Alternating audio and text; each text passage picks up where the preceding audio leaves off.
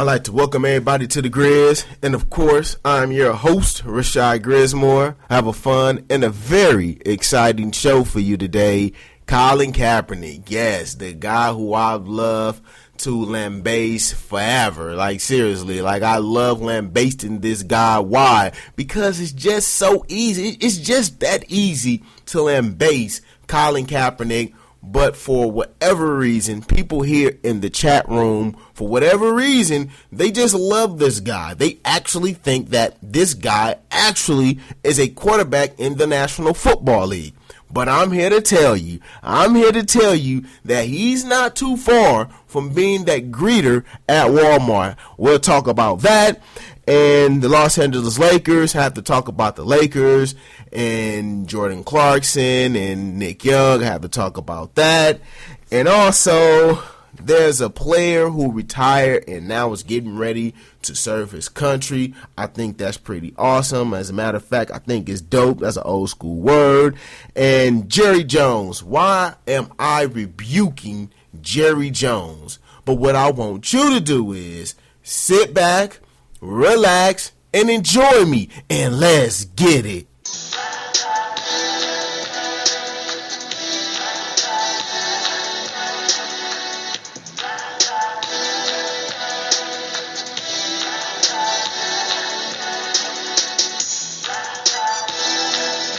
Thank you, everyone out there, for tuning in to me, the Grizz, however it is that you are tuning in.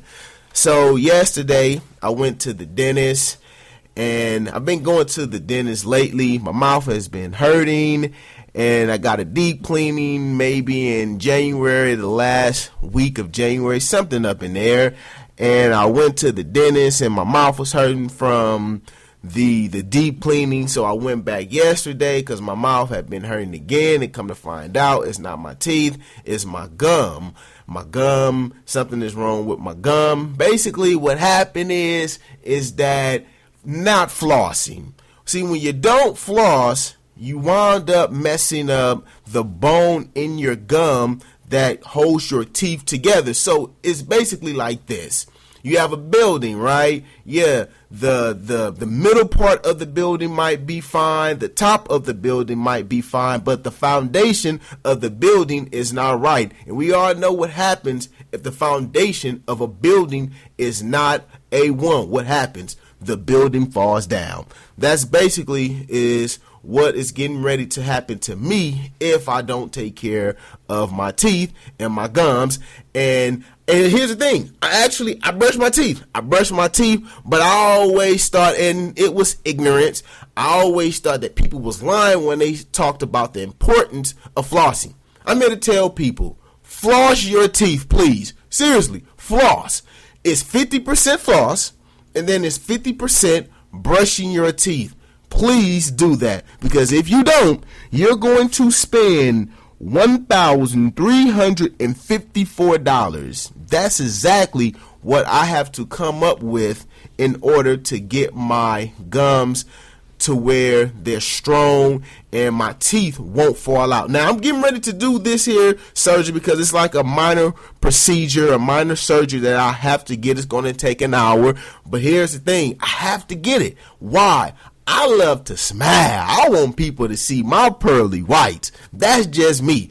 And see, I told y'all a few weeks ago, or maybe a month ago, that I had little gaps in my mouth. I no longer have the gaps in my mouth, and I don't have it. But here's the thing. See, you'll look at my teeth, and you'll say, oh, he has a nice smile. I like his smile. He has $1 million smile. But what you don't know is that, yeah, I might have $1 million smile, but my mouth is messed up. Seriously, it's messed up. I'm not going to say it's toe up from the flow up, almost make you want to throw up. No, it's not that, but it could be a lot better, and I have to get this surgery in order to rectify the situation. So people out there, please floss your teeth. Floss. If you don't know how to floss, please go to the dentist and learn. When I was in the office getting the x-ray, the technician said, wow. I said, what's going on? He said, you have a full set of teeth. I said, You act like you don't ever see that. He was like, yeah, I really don't see that. You don't see too many people your age with a full set of teeth. It's like the man was pretty much saying that people come in here, teeth throwing up, different signs, throwing up gang signs. You know about gang signs. You know how your fingers go every way. Yeah, that's pretty much how the man was saying how people teeth come up in there. They come up in there, people come up in there, teeth looking all raggedy and missing teeth. And then he told me, he said, you don't want your teeth to fall out, because if it falls out, you got to spend $4,000 to $5,000 for one tooth. So I don't want to mess up my teeth. Trust and believe me, I don't. So once I get this surgery, I'm going to do everything in my power to make sure that my gums and my teeth stay perfectly fine. Because I never had a cavity a day in my life. I don't know how it feels to have a cavity. I don't know.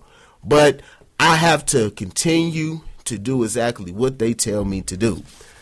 So, let's go on and get started in the sports news. Jerry Jones. Jerry Jones is an old fool. You know how you see an old fool, and when you look at the fool, you say, you know what? There was a time when that old fool was a young fool. And that's Jerry Jones when I'm talking about Jerry Jones, the owner of the Dallas Cowboys. He's talking about there's not enough evidence when it comes to CTE. There's not enough data to show that there is a connection. See, when I hear stuff like this, it really pisses me off. Like, seriously, it pisses me off. And I'm going to read to you some of the things that he said. We don't have that knowledge and background, and scientifically, there's nowhere in the world to say you have a relationship relative to anything. Jones said, according to the Washington Post, there's no research, there's no data. We're not disagreeing. We're basically saying the same thing. We're doing a lot more. It's kind of the thing that you want to work to prevent injuries. Now, he went on, and this is just one statement, and I have to read the other one to show you how egregious Jerry Jones is as far as when it comes to the knowing of CTE. And this is what he also said. There's no data that There's no data that in any way creates a knowledge. There's no way that you could have made a comment that there is an association and some type of assertion. In most things, you have to back it up by studies. And in this particular case, we all know how medicine is. Medicine is evolving. I grew up being told that aspirin was not good. I'm told that one day is good for you. And I'm saying that changed over the years. And we've had more research and knowledge. And see, when you hear stuff like this, it's like, okay, Jerry Jones, so you're one of those old fools. I'm here to tell you that I am going to rebuke and I'm going to reprove Jerry Jones. I have to do it. I have to rebuke and I have to reprove this guy. Now, if you go on ESPN right now, there's a headline. It says, latest studies, brain disease for contact sports more common. Let me say it again. Latest studies, brain disease from contact sports more common. That's the headline. So if you go on ESPN.com, you can sit there and it's like a 6-minute and 54-second clip. And it talks about CTE. And when I hear Jerry Jones when I hear him say this, it's like, okay, he's clueless. He's a clueless man. It's like when George Bush, I'm talking about the son, when he was in office and gas prices were at, $4.50, especially here in California. Some places it was like $5. And then they asked him about it and he had no knowledge. It's like, dude, people voted you in office to have the best interest of the people. Why is the gas prices so high? He really didn't know, or he probably didn't care. This is Jerry Jones. There is no way that this man does not know anything about CTE. But here's the same guy who is living in the past. Like, he really thinks that his team is America's team. I'm here to tell you, The Dallas Cowboys is no longer America's team. Why? They haven't won anything. You have to be relevant. He's still living on what happened with Troy Aikman and Emmitt Smith and Michael Irvin. Those days are done.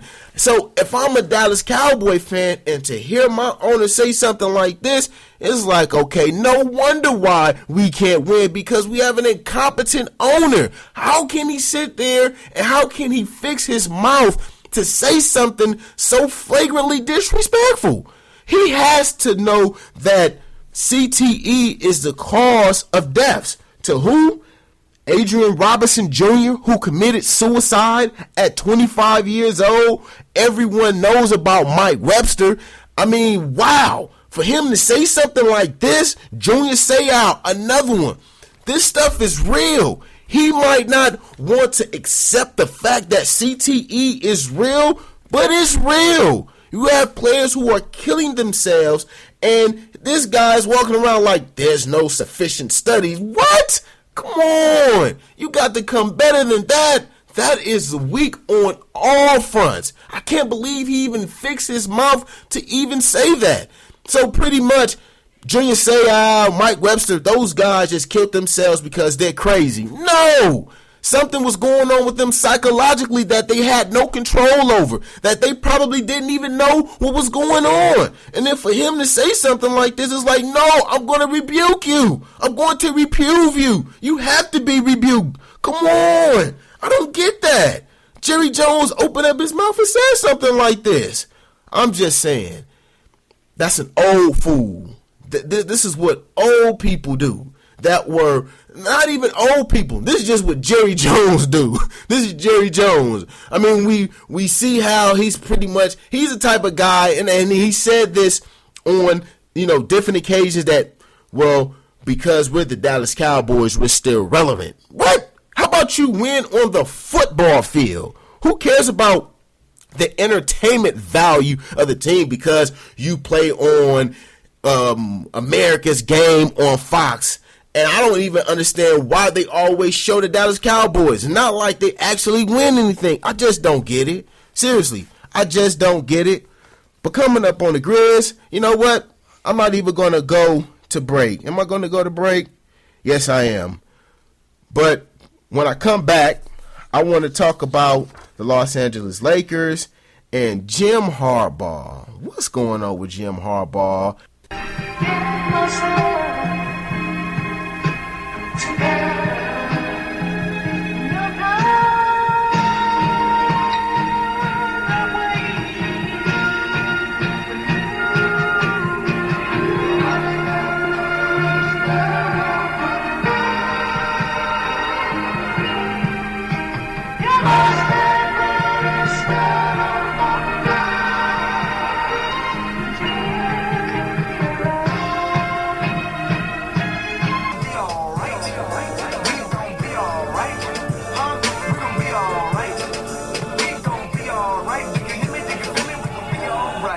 And when I wake up, I recognize you looking at me for the pay cut. Bahamas, I be looking at you from the face down. One Mac 11, you can room with the face down. Scheming, and let me tell you about my life. Painkillers only put me in the twilight. But pretty Benjamin is the highlight. I tell my mama I love her, but that's what I like. Lord knows, 20 of them in my Chevy. Tell them all to come and get me reaping.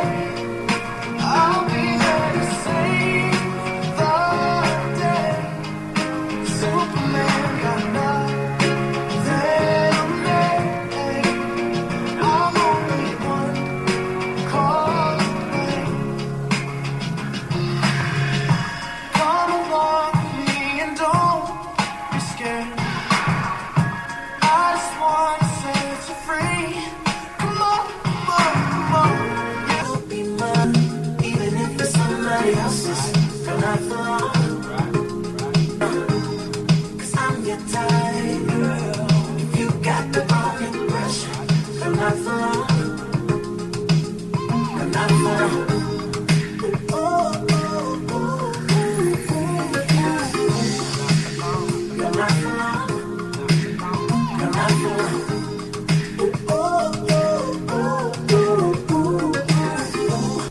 anytime you have somebody from the NFL, because mind you, it seemed like the NFL was trying to sweep the whole CTE topic under the rug. Anytime you have somebody like him come out and say, yeah, this is real. This is something that we really, really have to take care of and really study and really fully understand what's going on. Anytime you have somebody like that acknowledge that CTE is real, that lets you know that it's real. And then to sit there and have Jerry Jones come out and say something like that is like, foolish old man. So I was talking about before the break, and when I was getting ready to go into break, Jim Harbaugh. Jim Harbaugh says that he would highly recommend Colin Kaepernick. And this is what he said, quote, anybody that talks to me is going to get a great recommendation that's going to knock their socks off. This is referring to Colin Kaepernick. Yeah, see, I just don't understand Jim Harbaugh. I mean, Jim Harbaugh was a coach of the San Francisco 49ers. And for those of you who have heard my show, you know how I love my San Francisco 49ers. You know how I love my San Francisco 49ers. Yeah, I don't understand Jim Harbaugh. Jim Harbaugh was a very weird dude. Don't get me wrong, he can coach his behind off. But for some unknown reason, he just had this amours over Colin Kaepernick. Like, I don't get it. Seriously, I don't get it. I don't understand how he just had this amours over Colin Kaepernick. It's like Colin Kaepernick has like that spell by the Blue Notes. You must have put a spell on my mind.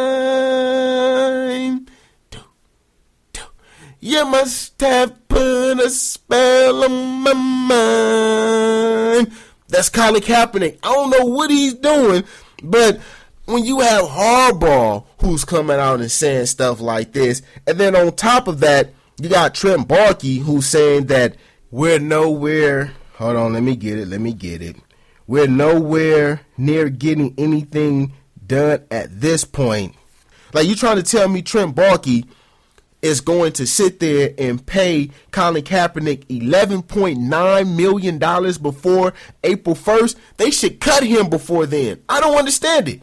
If Trent Baalke does this, it's like, okay, yeah, Colin Kaepernick has put a spell, and he's doing something else. He got some voodoo going on. I don't know what it is, but if I don't get it. Seriously, I just don't get it. And then out of Trent Baalke's own mouth, Trent Baalke has said that there's no suitors for Colin Kaepernick. So when you hear about, the Browns was after him, from what the Browns organization said, yeah, a call was made to them, but that's about it. They don't want to have anything to do with Colin Kaepernick. Who wants this guy? So when I say that, yeah, he's not too far from being a greeter at Walmart, I seriously believe that. I do. I just don't see Trent Baalke giving him that type of money. I just don't see it. I don't see it. I think, and we all know about the NFL and how, especially ownership, and when it comes to secrecy, that's not even a word, secrecy. When it comes to secrets, we all know that the NFL or people that are in the power of authority in the front office, they'll tell you one thing and then they'll totally do something totally different. It's like they're more grimier than a used car salesman or a politician. You don't trust anything that they say. So I'm hoping that Trent Baalke is like, he's playing with me. I hope that for the sake of my sanity that he's playing, because Colin Kaepernick cannot play football. He cannot, especially at the quarterback position. Is he a bum? Yes. Should he be a greeter at Walmart? Yes. And for those of you out there who want to sit there and defend him, I'm going to tell you why I feel that you're out of your mind. I'm going to tell you why. Simply because this guy said, this is what Colin Kaepernick said. He said, I'm not a huge fan of throwing mechanics. As you see, I'm speechless. What? Like, really? Really?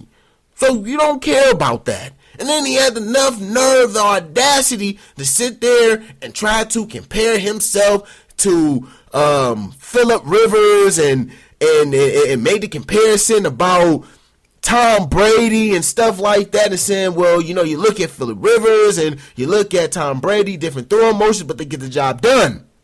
But what about you? That's the thing. What about you? And he said this a few years ago, but I want to bring this up to let people understand why I feel the way in which I feel about him. How can you come out and say you don't care about the mechanics? I don't understand that. I just don't understand it. It's one thing if you're somebody like, say, a Reggie Miller, who when you look at his mechanics, it was awful. But as a result, you leave him alone, because when you look at the way in which he shot the basketball as a coach, you would be an idiot if you sit there and you try to change the way in which he shot the basketball. Like when John Wooden, when he was alive, he talked about, who was that? Jamal Wilkes, and how he was going to change the way in which Jamal Wilkes shot the basketball. And he didn't do it. Why? Jamal Wilkes was making buckets. So he would not have been a good coach if he changed the way in which his players shot the basketball. But when you have somebody like Colin Kaepernick, it's like, dude, you can't even survey the landscape of the field. What are you doing? Why is it that you're throwing fastballs to all your men when you're supposed to put some touch on the football? And then everybody sits there and say, oh, well, you're mean. You shouldn't say this about Kaepernick. No, get out of here. Stop it.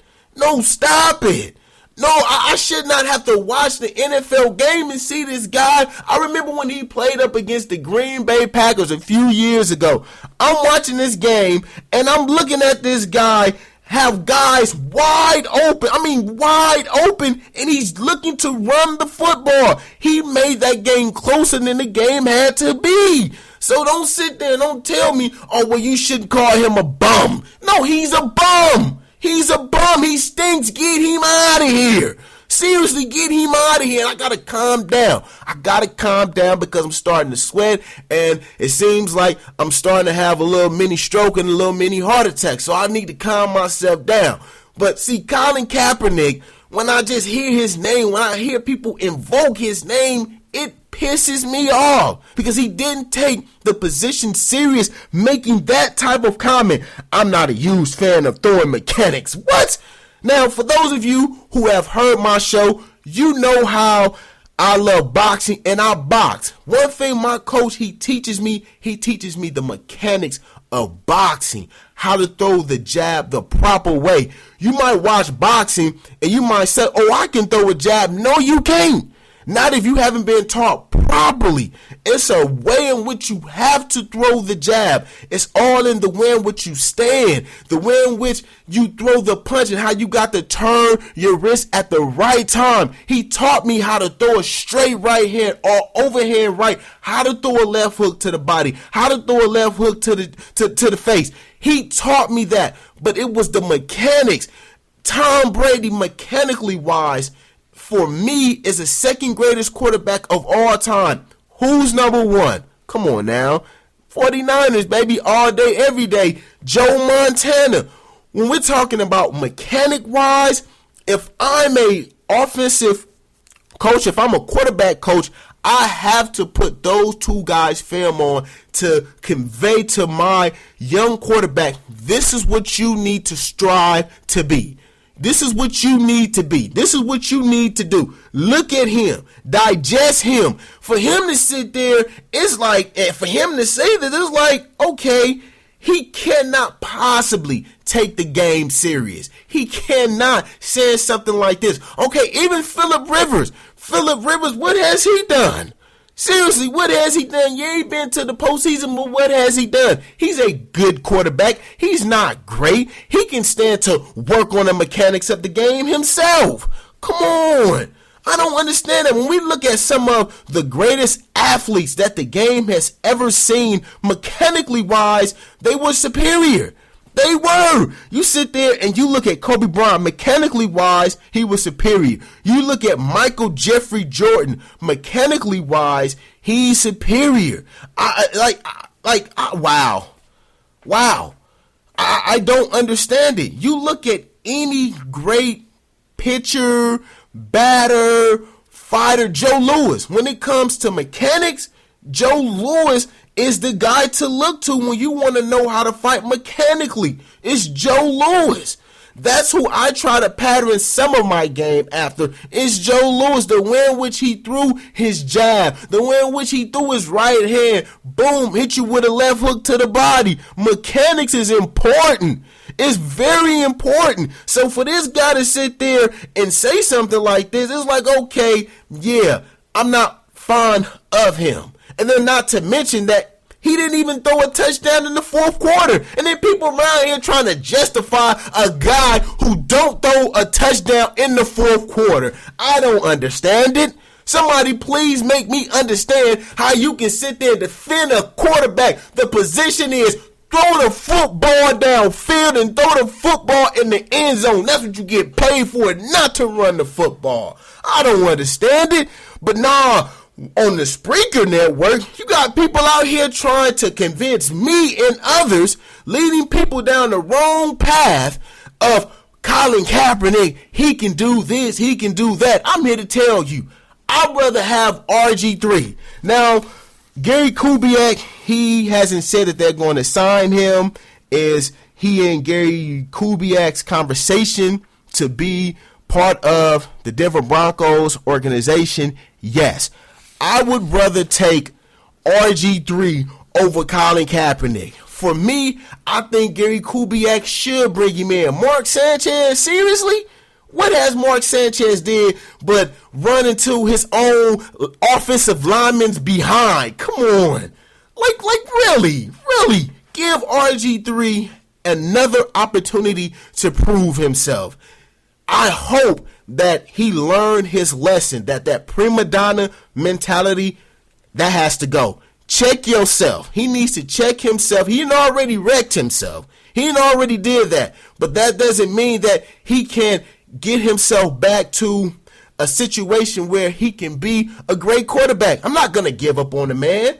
I'm not. He just has to learn. He got humble. Hopefully he got humble, because if that situation didn't humble him, then nothing will. But I'd rather give RG3 an opportunity than Colin Kaepernick. At least I can say with RG3 that injuries might have played a huge part in his non-development. I can make that argument. What can I say about Colin Kaepernick? Had this great defense. You had the weapons. And you didn't do anything. Only thing you did was make Richard Sherman into this mythological god. That's all you did. That's all he did.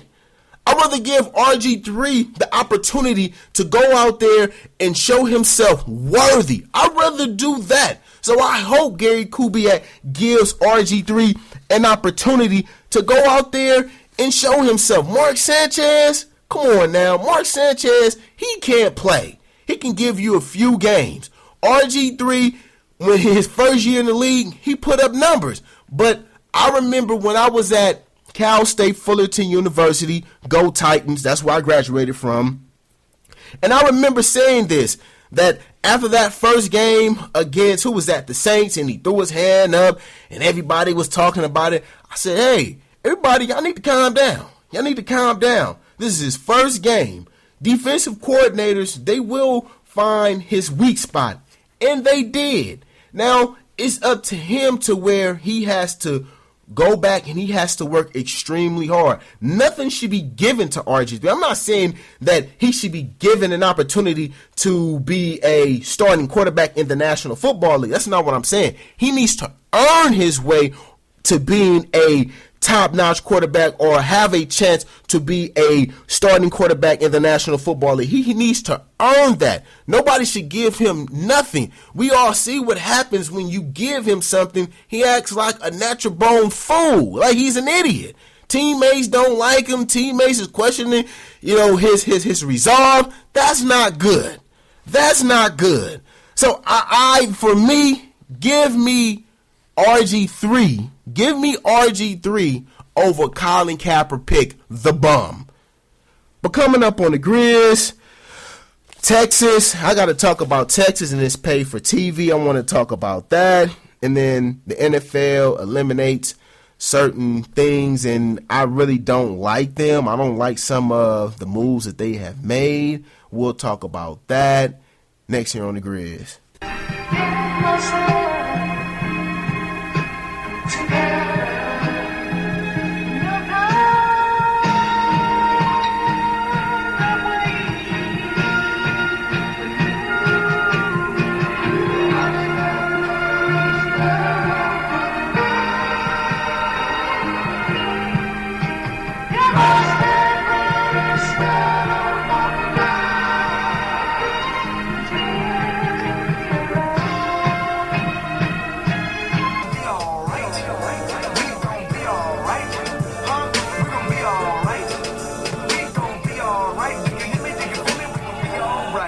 And when I wake up, I recognize you looking at me for the pay cut. Bahamas, I be looking at you from the face down. One Mac 11, you can boom with the face down. Scheming, and let me tell you about my life. Painkillers only put me in the twilight. But pretty Benjamin is the highlight. I tell my mama I love her, but this what I like. Lord knows, 20 of them in my Chevy. Tell them all to come and get me reaping. I'll be there to save the day. Superman got nothing.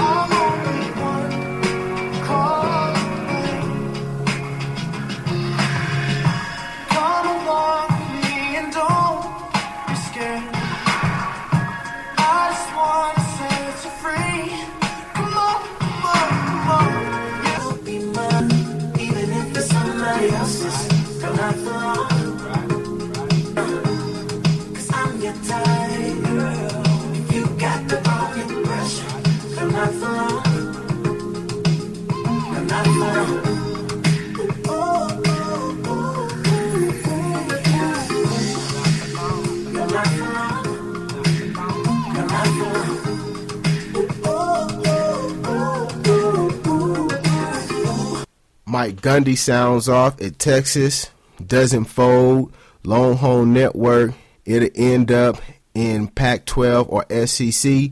According to SNL Keegan, a media research firm that crunches numbers, the network's deal a 20-year contract worth $295 million, which translates to almost $15 million per year for Texas, has lost ESPN almost $50 million to date since its debut in 2011. 15 most valuable sports network, the SEC launched in 2014, ranked 5th behind ESPN, the NFL Network, Fox Sports West 1, and ESPN 2.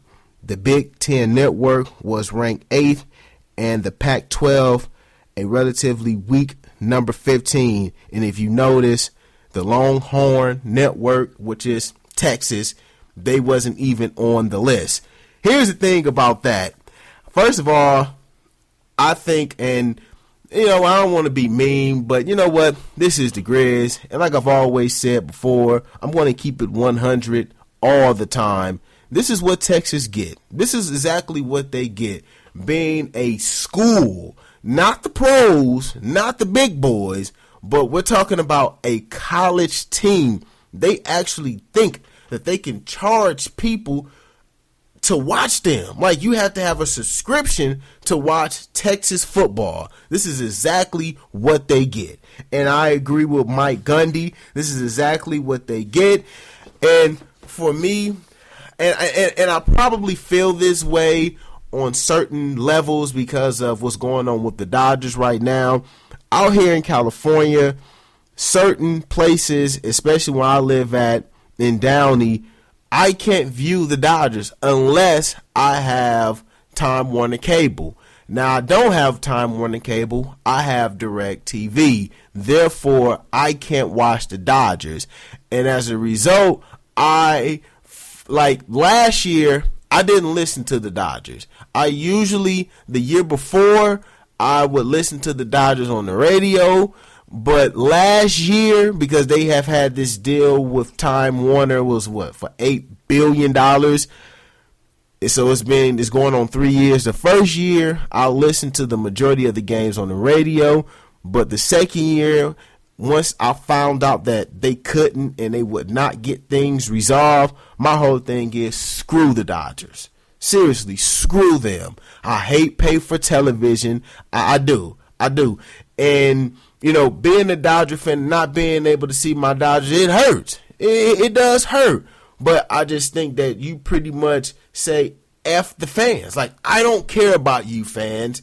And that's exactly what's going on with the Texas network. They actually thought that they can do this. I know, and they're not the only school that have their own network. BYU, they have their own network. So it's not like it's uncommon. We've seen things like this, but they would do a lot better if they came up with a Big 12 network.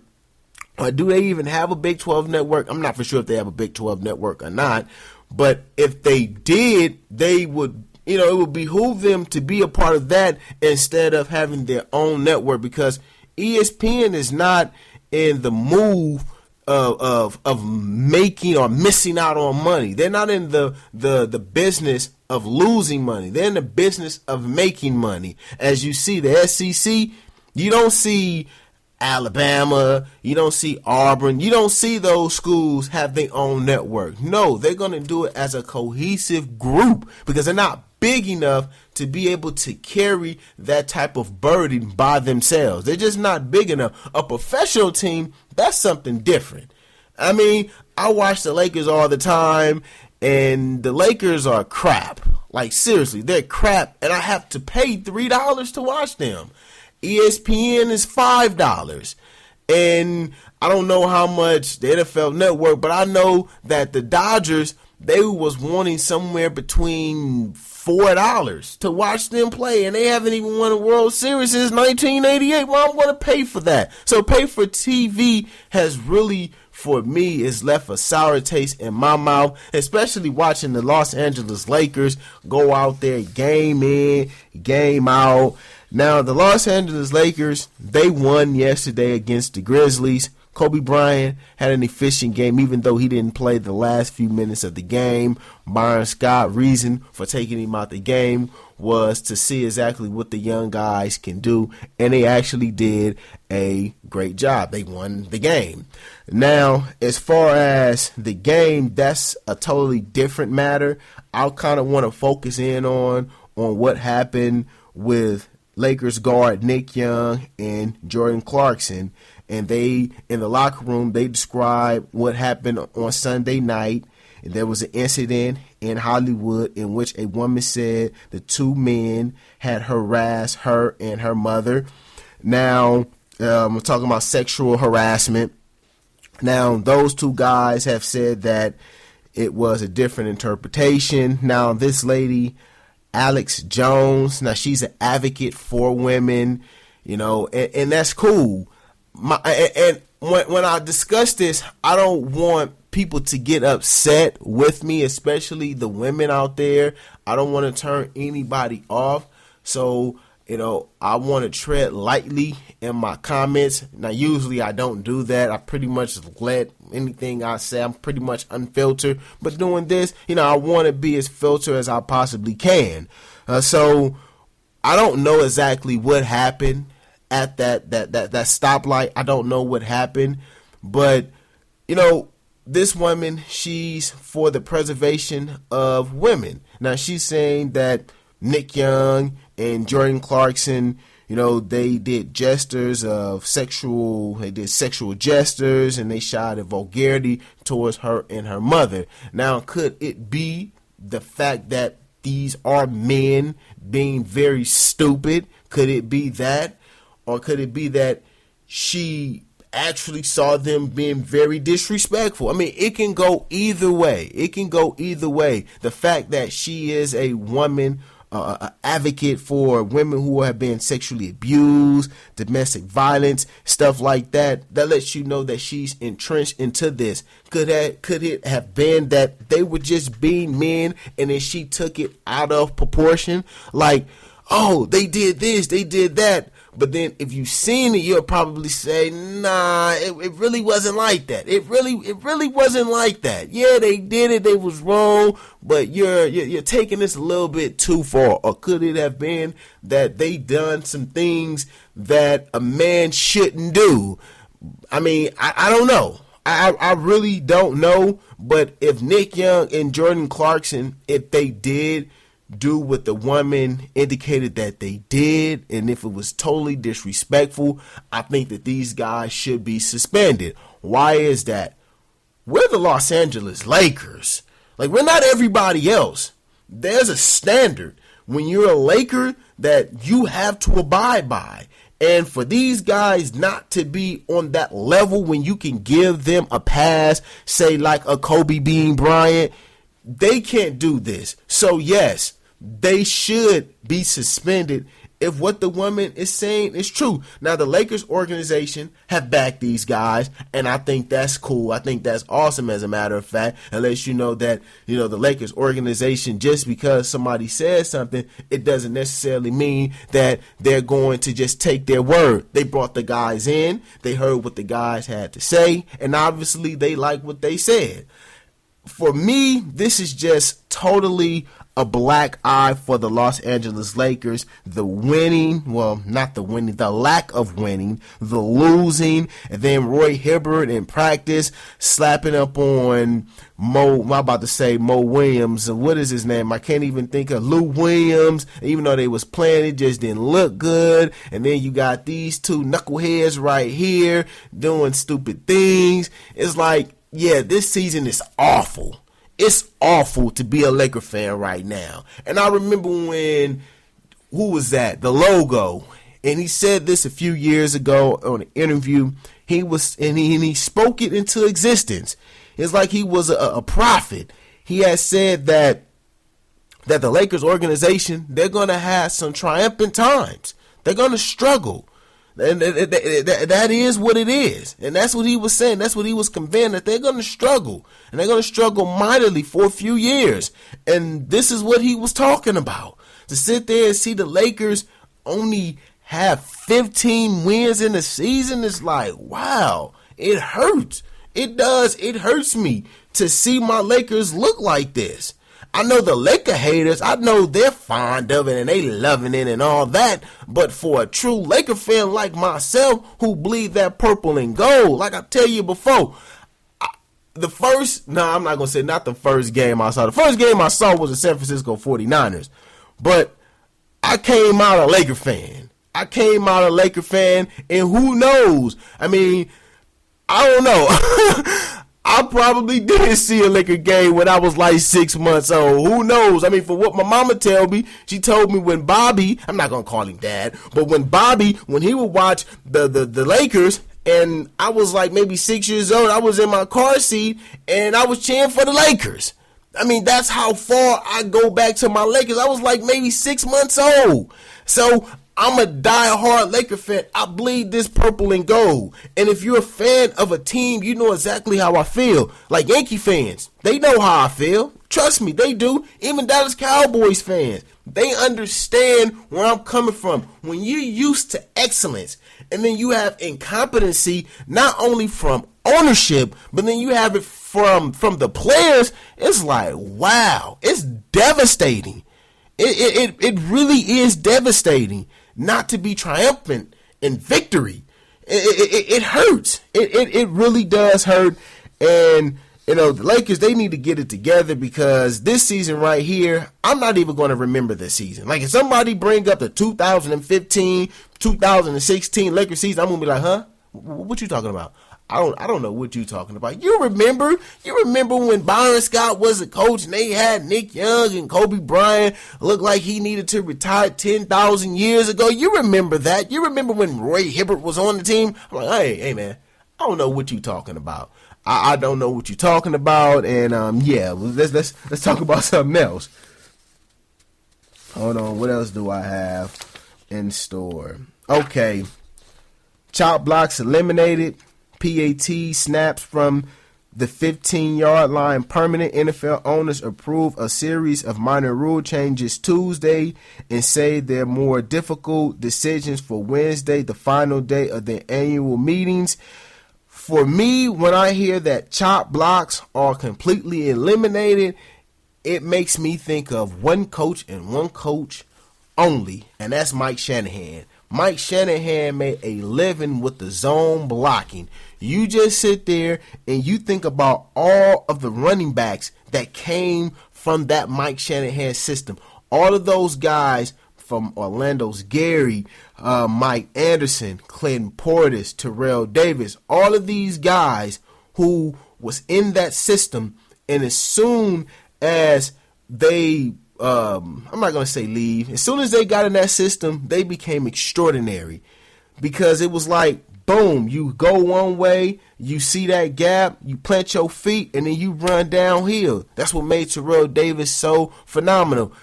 Could Terrell Davis have done that in any other system? I don't know. But I know that there was always talk about what Mike Shanahan was doing was illegal, and it was a chop block. And if Mike Shanahan, if he was coaching in today's NFL, he couldn't do that. He couldn't run that system. He made every running back that has played in the Mike Shanahan offense that was a running back had career years. 1,500, 1,600, 1,700, 2,000-yard rushing backs. That's from Mike Shanahan's system. And I don't think the NFL should have done it. That's just my personal opinion. I don't think that they should have done this, but it is what it is. Now guys have to adapt. I heard that a lot of coaches, they didn't like this, and rightfully so. But coming up on the Grizz, LA 2018 All-Star Game.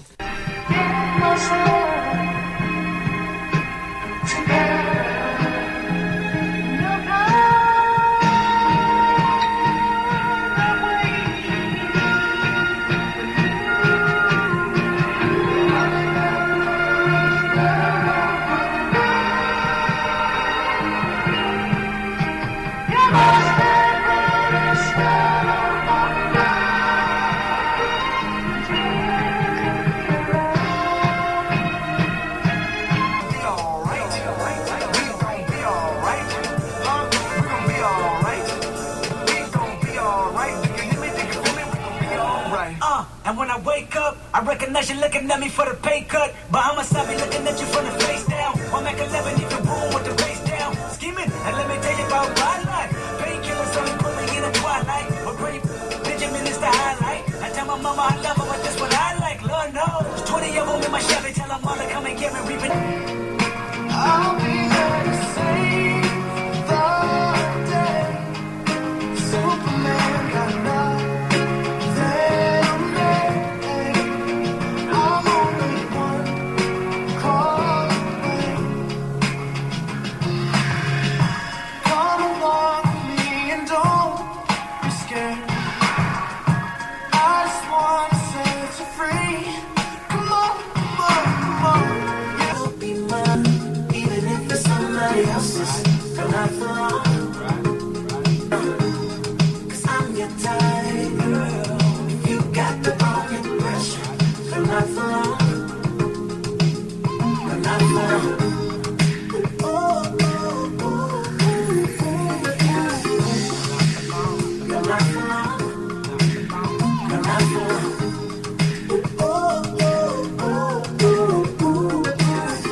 I think it's pretty cool when individuals, they go to the military and they fight for their country. Seriously, I really think it's pretty cool for individuals to fight for their country, because I'm here to tell you that I'm not brave enough to do that. I'm just not. I'm not brave enough to go to the next man hometown, his land, and then go and beat him up, go shoot him. I'm just not brave enough. I'm just not. But I am a fan of the military.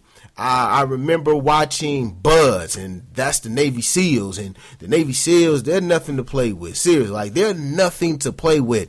Those are the guys who went to the doorstep of Osama bin Laden and was like, "Hi, Osama. Bye, Osama. Bang, bang, Osama. You're gone."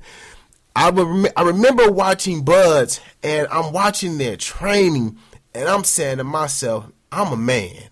But, man, they a man's man.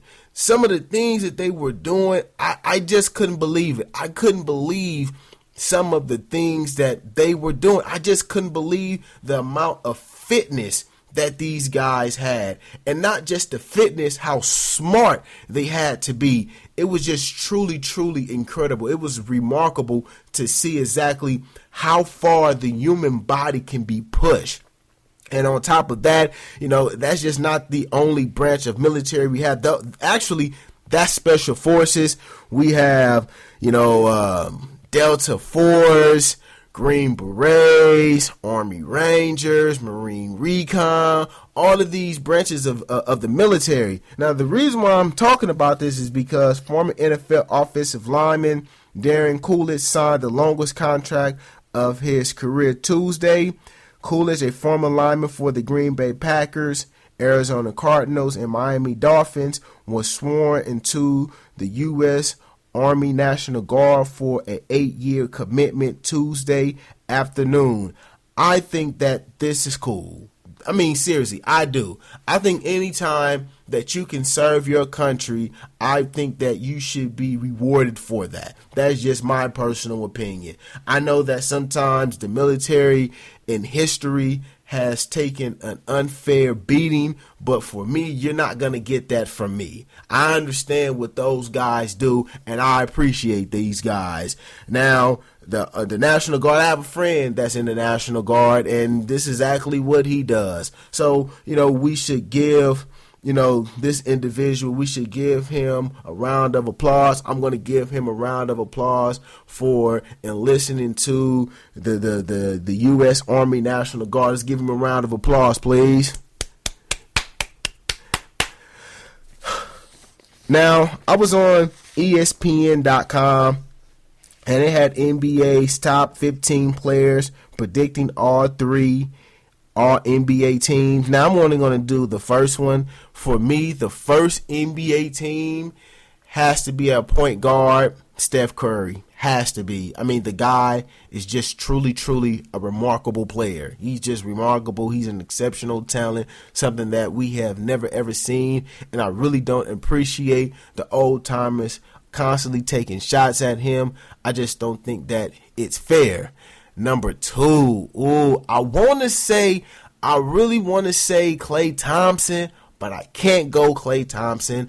I have to go James Harden. To me, he's the best 2 guard in the game, pretty much by default, because the guy doesn't play absolutely no type of defense.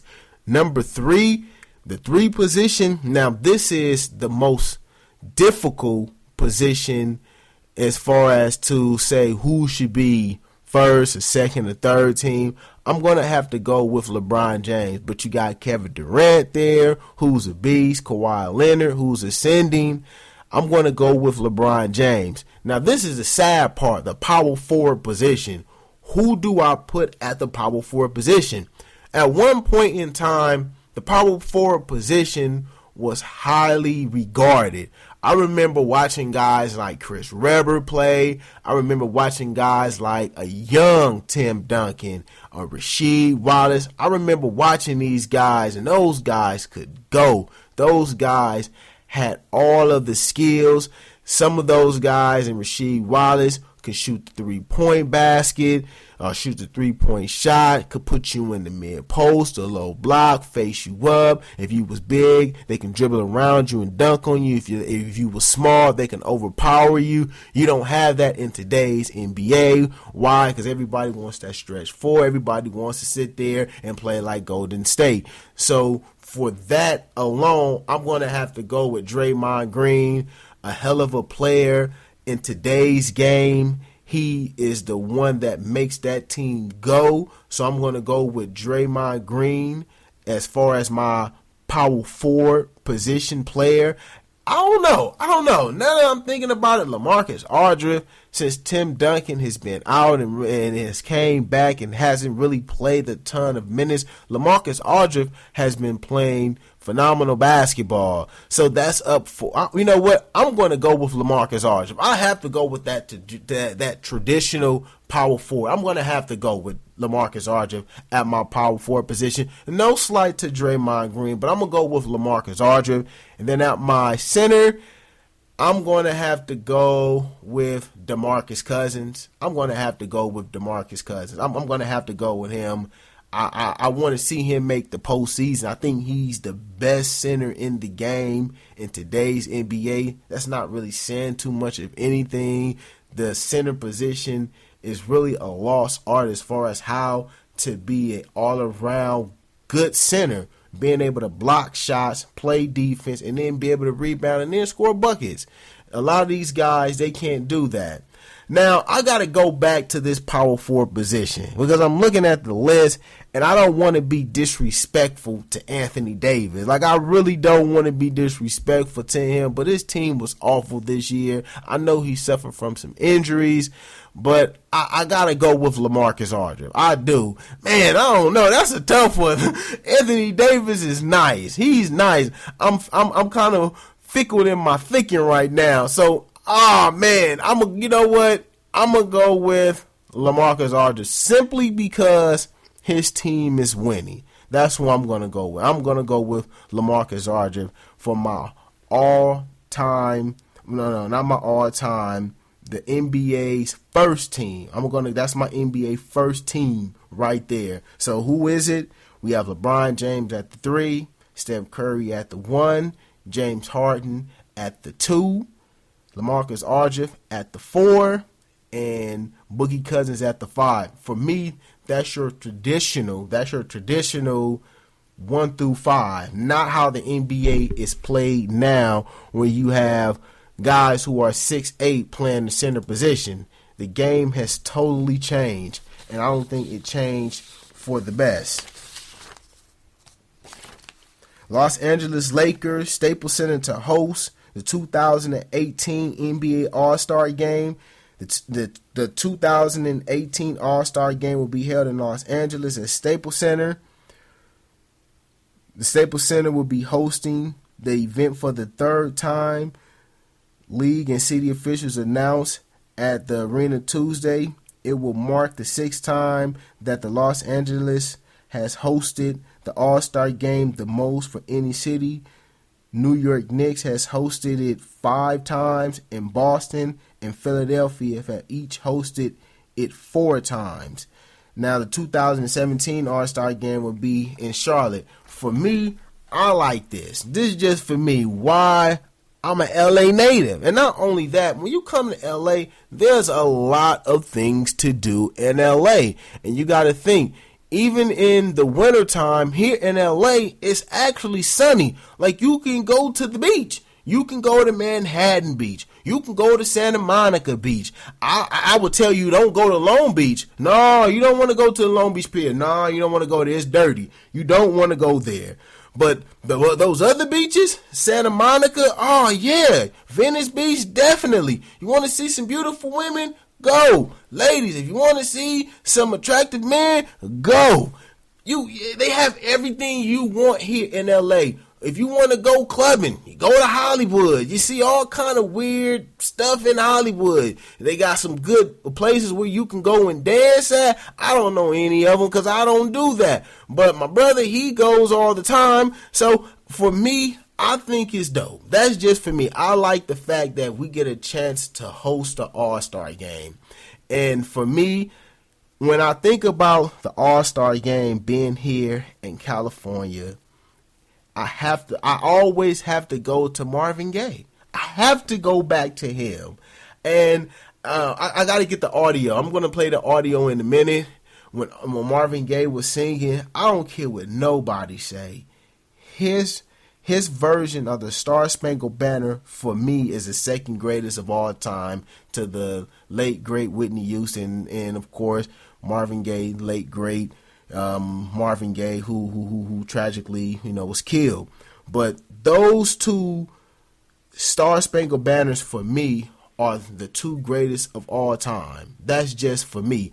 Marvin Gaye, that was a bad man right there. He was. Marvin Gaye was nothing nice. He changed up his style. He went from saying, what'd he say? Every day there's something new, honey, to get me in love with you. And ain't no mountain high enough. And then saying, brother, brother, there's far too many of you dying. Like, he changed up his style. So, that's what really comes to my mind when I think about the All-Star game here in California. And mind you, when he did that, that's when the All-Star game was in L.A. Not in L.A., in Inglewood. At the Forum, which looks lovely now. Wow, they really it looks nice, and that's exactly where the new stadium that will be built for the St. Louis Rams, now LA Rams. And I'm here to tell you, I will never ever become a St. Louis Rams fan or LA Rams fan. There's no way on God's green earth that I'm gonna be a Rams fan. Can't do it. San Francisco 49er fan all day. But let me get back to Marvin Gaye. When he sung that song, it was like, wow. Like one of the greatest singers that the world has ever seen. Marvin Gaye was a bad man. I mean, he can do it all. I mean, they said that women used to throw their panties on the stage. What? You know how bad of a dude you gotta be to have a woman take off her underwear and throw it on the stage? That's Marvin Gaye. To me, I'm not gonna say the great. You know what? Greatest singer of all time, yeah, because he can do it all. He can sweet talk you. He can sing about political things and still have you feeling it, but not to the point where you're saying, okay, this is more of a track about politics and this and that. Marvin Gaye sung it in a way that made it soulful. It wasn't so much about, let me get this word out or this and that. It's more, okay, let me get this word out, but also let me make this music. And that's what made Marvin Gaye so great. That's what made him so great. So that's what really comes to my mind when I think about the LA hosting the All-Star game. It really goes to Marvin Gaye. That's just for me. But that's my show for today. I'm the Grizz. I love y'all, and I'm out.